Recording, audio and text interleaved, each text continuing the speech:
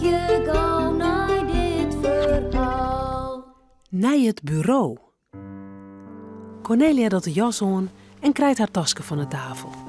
Ben je hem klaar, Romke en Tomke? Ja, ik moet alleen mijn schoen nog aan. Ik heb weer Is dat nou alweer vergeten, Romke?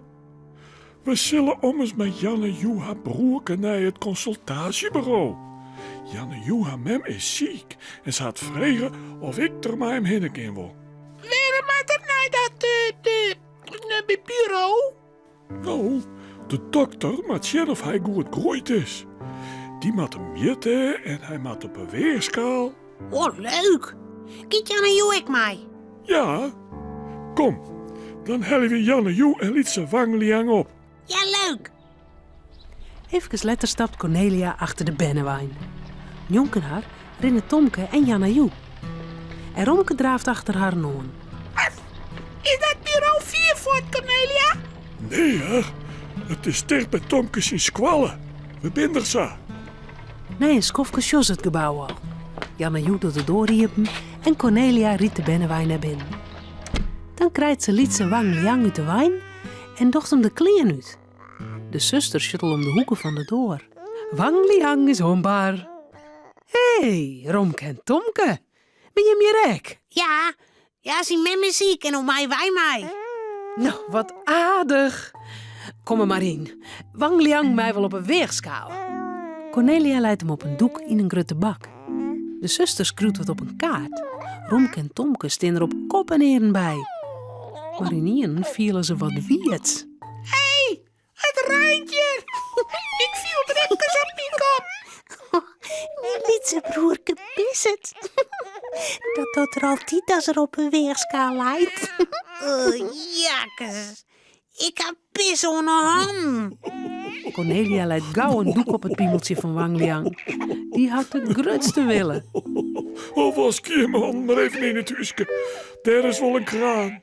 Ik weet wel waar dat is. Kom maar mij.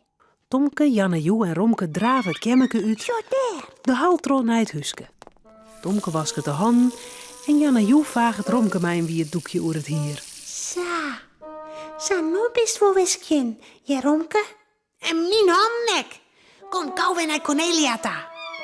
Ze rennen naar de halta. Maar de Shannon, wat staan hier een protte binnenwijn? Wist nou nog ook er van Wang Liang is? Ze liet jou zo op elkaar.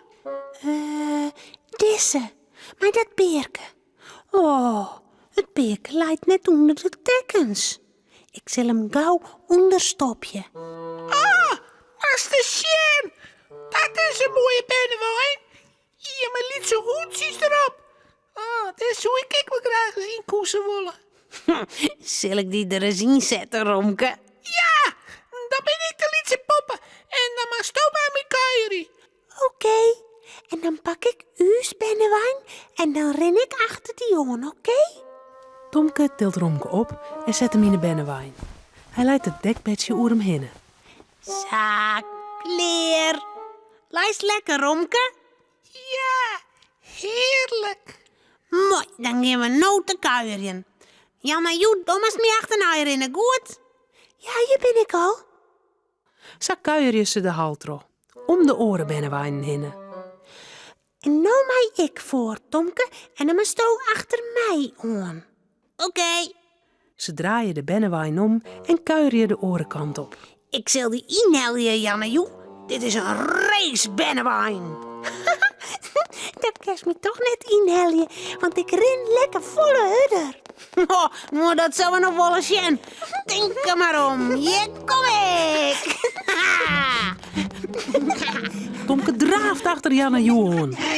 Hudder, heel tiet hudder. Het is het. Ik ben misselijk. Ik wil erin. Maar Tomke jet net naar Romke. Hij wil Janne Joe inheljen. Ja, daar is er al bij haar. Nog een liedsaantje. Ja, hey. Maar dan kiet er een door hier. Cornelia komt bij Wang Liang het kemmeke. Tomke shut de door niet. De bennewijn slaat door de kop. En Romke, die vlucht door de loft. Een ei verder valt er op een groen. Hou mijn kop. Wat toch je hem nou? Een bennewijnrace. Ik zou Janne Joe inheljen. Ja, maar dat mij net.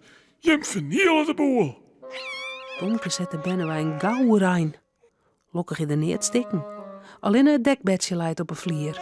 Oh. Nou, kom maar, Lietse Wangliang. Ik lees deine wijn en dan mag je me gauw vaai. Maar ik in de wijn. Mijn kop kan dat zo zeer. En ik kan het heel eind net rennen. Oh, eerme Romke. Nou, ik vind een mooi plakje voor die. Toen moest onder de Bennewijn lezen in het boodschappenrek. Ja. Het weer leuk op het consultatiebureau, hè, Janne-Joe? Ja, ik vreeg dus mem of je hem de oren keer weer mij maaien. Nou, dan dacht ik Tomke zijn fietshelm wel op. Romke, Cornelia en Tomke zullen sliepen. Het verhaaltje is nou uit.